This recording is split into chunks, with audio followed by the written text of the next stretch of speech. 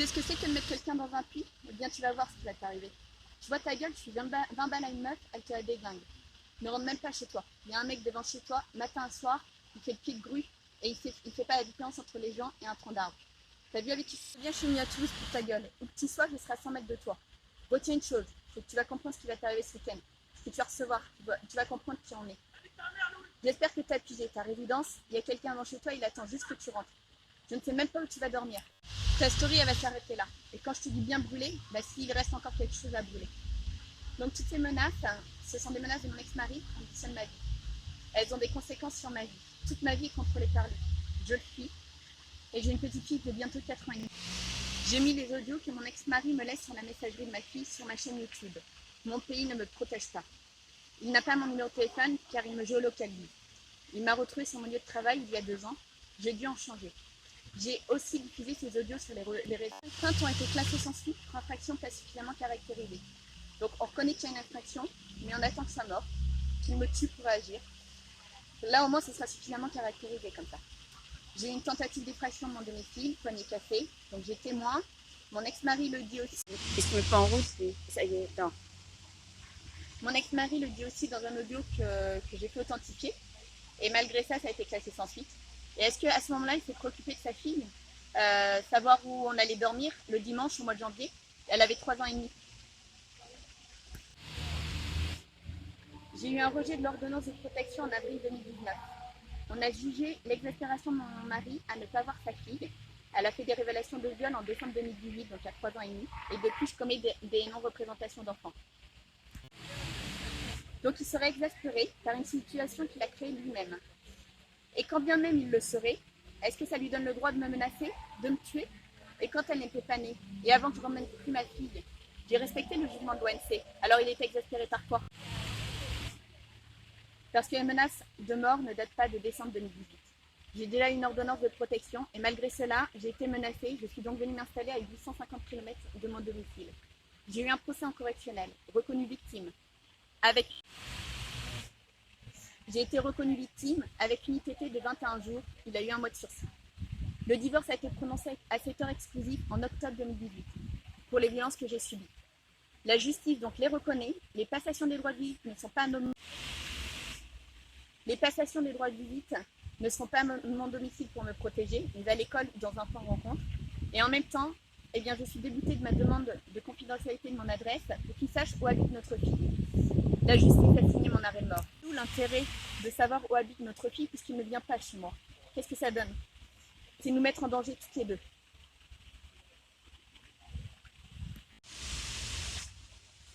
Deux jours après le divorce prononcé, alors que ma fille était en vacances chez lui, donc avec lui, je recevais un email me menaçant qu'il connaît des coups de gorge dans les quartiers sensibles à Toulouse, qu'il n'aime pas le nom NOM légal et avec des clips tels que dangereux, etc. Autorité, la dame. Alors on excuse les agresseurs. Comment peut-on juger ainsi?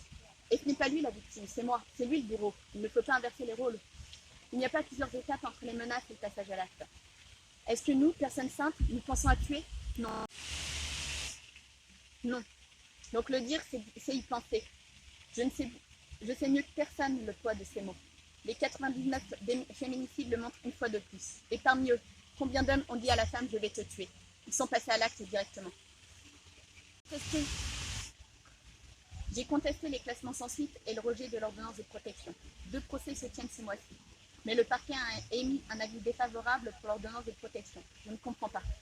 Ils ont déjà requalifié les menaces de mort en appel malveillant réitéré. C'est vrai, on reçoit tous les jours ce genre de menaces. Alors on les minimise déjà. Il y a le Grenelle qui va se tenir le 3 septembre 2019. Il faut des mesures immédiates, urgentes. Bracelet départ, plus périmètre de sécurité large, 300 km. Que les forces de l'ordre aient le temps d'agir. Et puis à entendre les institutions, nos agresseurs si sages n'entendront pas le périmètre, donc pas d'intervention, budget moindre, moins de plaintes à traiter également.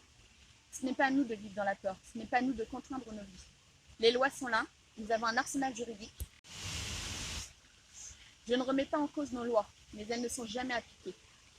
Donc je rappelle que la Convention d'Istanbul est précise et complète, qui a été ratifiée par le décret en février 2014 pour intégrer la loi française avec date d'application au 1er août 2014. La date d'application avait été repoussée au début de l'année 2015, donc elle a intégré la loi. Et l'article 3, elle définit au sein de la présente convention le terme violence à l'égard des femmes, qui doit être compris comme une violation des droits de l'homme et une forme de discrimination à l'égard des femmes, et désigne tous les actes de violence fondés sur le genre qui entraînent ou sont susceptibles d'entraîner pour les femmes des dommages ou souffrances de nature physique, sexuelle, psychologique ou économique, y compris la menace de se livrer à de tels actes, la contrainte ou la privation arbitraire de liberté, que ce soit dans la vie publique ou privée. Le terme violence domestique désigne tous les actes de violence physique, sexuelle, psychologique ou économique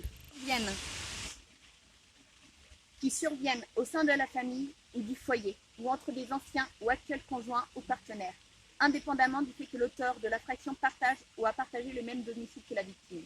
Et le terme femme inclut les filles de moins de 18 ans. J'en ai marre qu'on trouve des excuses à la violence. J'ai eu le courage d'appeler à l'aide, de réclamer mon droit à la justice, de partir, et les violences conjugales sont unilatérales. Un seul auteur. Je ne réponds à rien, surtout que ces propos sont incohérents, et que voulez-vous que je dise à cela? Justement, je n'alimente pas. C'est une pathologie de l'auteur. Les violences post-séparation sont les plus nombreuses, violentes et létales. Personne n'imagine la torture des violences conjugales tant que nous n'y sommes pas confrontés. La peur, la réclusion, l'isolement social, les mauvais traitements, les carences de sommeil, les menaces de mort, les actes violents imprévisibles, l'humiliation, les dénonciations, l'inculcation de leur propre culpabilité, la honte, le stress post-traumatique. C'est de la torture. On vit avec une peur constante, permanente. On fait appel à la justice, on part, mais les décisions ne suivent pas. Sont absurdes, les lois non appliquées. Nous sommes condamnés à mourir en fait, c'est juste une question de temps. 99 féminicides le prouvent. Il suffit de regarder le nombre de femmes qui avaient fait appel aux institutions. Si les institutions étaient compétentes, les chiffres n'existeraient pas. Des féminicides et infanticides ont été commis sous surveillance du juge aux affaires familiales ou du juge des enfants. Alors j'ai eu de la chance, j'ai toujours été prise en charge très correctement par la police, à Rouen comme ici. À Rouen, je leur dois même la vie par 2 fois. Toutes les polices que j'ai rencontrées ont toujours été bienveillantes à mon égard, vraiment. Les décisions et termes des procureurs et des juges ne doivent pas conduire à des réponses inadaptées pour protéger la mère et l'enfant. Les jugements rendus doivent être factuels.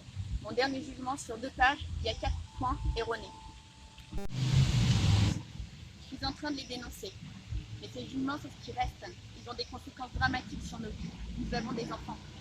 Les décisions permettent à nos agresseurs d'exercer le contrôle coercitif sur nos vies. Elles encouragent les violences. Pire, elles leur délivrent un permis de tuer. Lors de l'audience de l'ordonnance de protection, la juge a été jusqu'à dire à mon ex-mari « Je ne sais pas ce que vous avez fait ou pas fait et je ne veux pas le savoir ». Il n'y a pas de conflit parental. La justice ne doit pas être dans le déni. Un conflit, c'est un désaccord entre 2 personnes.